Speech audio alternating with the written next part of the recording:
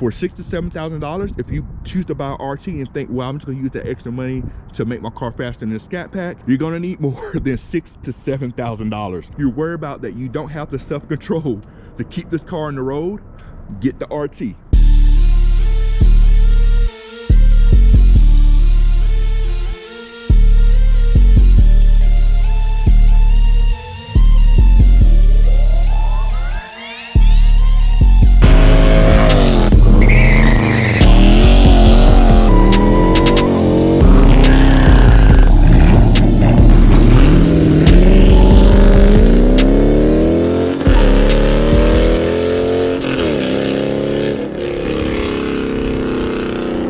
Today's video is brought to you by CarLock, the world's best vehicle tracker and alert system. With CarLock, you'll be able to track your car real time, get alerts of anything suspicious happening to your car, such as your car is starting when it shouldn't be starting, any vibrations.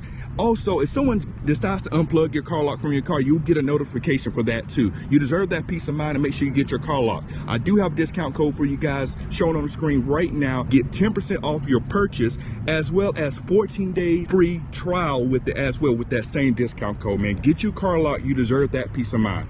Let's go ahead and get it to the video. YouTube family, what is going on? Welcome back to the channel. Welcome back to another video. Thank you so much for tuning in to this video. If this is your first time, please do me a huge favor. Make sure you drop a comment, like the video, and subscribe to the channel. We want you around for the long haul.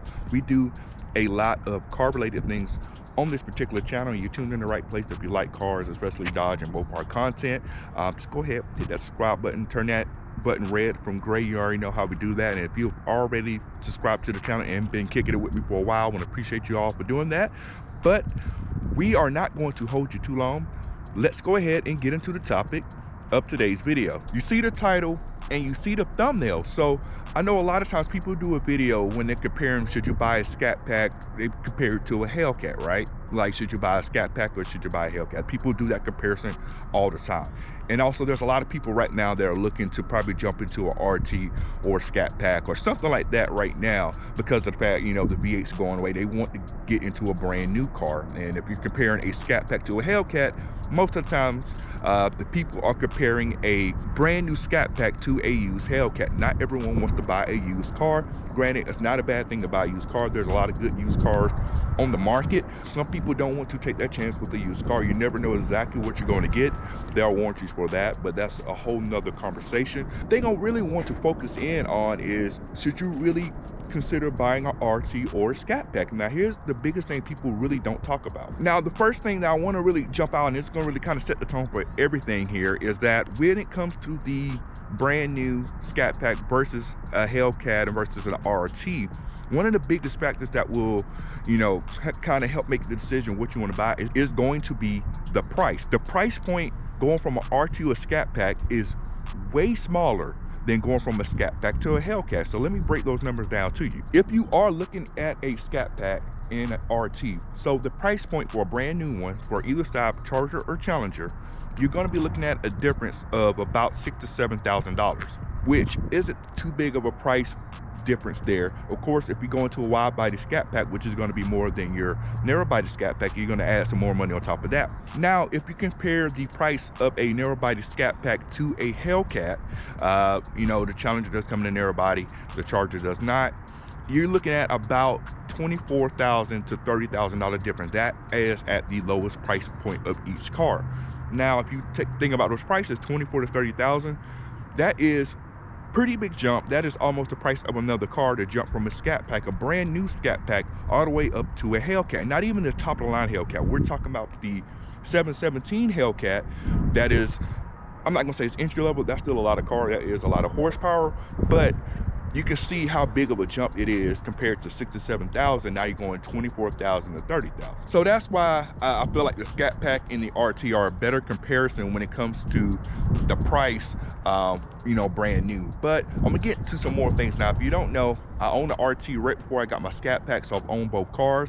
And this is coming from someone who's owned both cars, and I can give you a little bit of insight of the pros and the cons on which car you should get. I'm not gonna talk about whether a Charger or Challenger. All of these things are going to be pretty much the same regardless of Charger or Challenger. You know, your needs are going to dictate whether you need 2 or 4 doors. But if you're out there on the market and you're thinking, should I go ahead and get a Scatpack should I get an RT? We'll talk about some differences here. So the first thing I want to talk about mods here. Now, as far as appearance mods, I'm not going to go too far into that or into that at all. The cars are pretty much the same cars. The appearance mods are going to be the same for both sides of that. So that really doesn't really mean anything. But the mods we're going to talk about is more so of engine and power mod. So of course with the RT, you have 375 horsepower, 400 foot-pounds of torque, versus the Scatpack, which is going to give you 45 horsepower and 475 foot-pounds of torque. So which car is better as far as, you know, mods are concerned in that standpoint? Now, of course, with the Scatpack, you're going to start out with more horsepower and, you know, a little bit more torque as well. Now, the thing about it is both of the engines, I will be completely honest here, if you're looking to build the engine up and whatnot, I know a lot of people say, well, the 5.7 is going to be the better engine to build on. You can get a 5.7 and build on it and be faster than a Scatpack. Yeah, that is true. You can do that, right? But the thing about it is, I just told you the price difference of a RT to a Scatpack, right? We're talking $6,000 to $7,000. I will be completely honest with you guys. For $6,000 to $7,000, if you choose to buy an RT and think, well, I'm just gonna use that extra money to make my car faster than a Scatpack, you're gonna need more than $6,000 to $7,000. Both engines to me, whether the 5.7 or the 6.4, I don't think either engine is good for boost. You're going to be running low boost if you looking to, you know, supercharge it or turbocharge it, procharge it, whatever you decide to do. With the 5.7, you're looking at maybe 8 pounds of a boost, which if you do it right, do some headers, things like that, you can be at 500 wheel horsepower, which would put you above Scatpack numbers, but you're going to spend a good bit of money to get there. Now, you can do some of the same mods to the 6.4, which boost, you can only run maybe 6 pounds to be the safest, but honestly you probably wouldn't want to do that either, because this engine's not really a boost engine unless you build and do all the stuff the engine, which you're gonna be spending a lot of money on both on that as well. That's why I'm saying neither one of these engines are really good to build boost on top of. You can do some pretty good NA builds with it, but if you're buying this car to, you know, to put power into and that's your main goal, I don't think either engine is good for that. The 5.7, you're already starting down 100 horsepower from the Scatpack, and you're gonna have to get it up to Scatpack power and then try to get past that. So you either way, you're gonna spend a good bit of money on, you know, making it better. I would say this, if it's power what you're looking for, I would just go ahead and get the Scatpack. You can do a couple things to it, cam, headers, things like that. Give it a little bit more juice to it, give it a little bit of oomph to it, things like that. But of course you can go crazy and go boost if you want to, but I would just go ahead and get the Scatpack if it's horsepower that you're after. Let's get into gas. Now, of course, it's a no-brainer. The Scatpack is way worse on gas. I forgot the exact number, but the Scatpack is worse on gas than the 5.7. I've owned both, and I'm definitely at the gas station way more with this car than the other car, than my 5.7. Now, of course, we do not buy these cars for the gas mileage, but if that is something that is going to be a concern for you, here's a couple things to think about. Now, with the 6.4 liter, of course, you have to put premium in the car regardless. You're going to have to put top shelf gas in it at all times. If you get the 5.7, you can go mid-grade, I think, but you are required to put 91, 93 in it if you have a manual. Now, both cars are going to take or have the same size tank, so you're going to be about the same to fill up, but of course the 5.7 will help you get the gas is going to last a little bit longer. So if you're going to be using it more as a daily and gas is one of the things that will be on your mind, I would definitely go 5.7. But of course, if you know you don't really care, you want the power, you want the speed, you want all that, with great power comes terrible gas mileage, you know, Scat for sure. I'm going to quickly talk insurance here. Now, from my 5.7 going to this car, my insurance really didn't change. I think it actually went down a little bit. I changed insurance companies right before I purchased this car, so I can help my insurance premium out or whatnot. But honestly, insurance is too many factors to go into that. So if you want to know what the insurance is like for each of these cars, you're really gonna have to do your own research there, because like I said, your location is going to play a factor, your driving history, a lot of things will play a factor on which car is going to give you better insurance rates, if that is one of the things that you are concerned about, whether to buy an RT or a Scatpack. Now, another thing here is drivability, right? I've seen, now I'm gonna go worst case scenario here. I've seen a lot of people crash these cars, and the cars I see get crashed a lot are Scatpacks and Hellcats. I rarely see a RT get crashed or spin out or lose control because of the power. Now, if that is a concern to you, if you're worried about that you don't have the self-control to keep this car on the road, get the RT. That is a little bit more forgiving for you, right? I've driven both, and honestly, I'm confident in my driving abilities, but at the same time, I'm very careful that, you know, this is a different car from a RT. And I said it, I've seen in person, I've seen a lot of people wreck these cars because they try to show off or do something they're not capable of doing, and this car will get away from you fast. Like I said, this car has more power and more torque than your RT. So when you hit that gas, it's ready to go. It will. This car is a wide body, as you can clearly tell, 305s all the way around. It has no problem breaking traction with these rear tires at all, period. If it can break traction with these big 305s, the 275s and the 245s that come on some of the other Scats, that's easy peasy to lose control of that car. So that's another thing you may want to consider. If you lack the self-control and you want to do crazy stuff, you might want to think about the horsepower that these cars put down. These cars drive differently. The horsepower makes them drive different. On the RT, you can stomp the gas a little bit more. You may can get away with it a little bit more. A lot of the RTs do not come with the limited slip differential, so both your tires are not going to spin.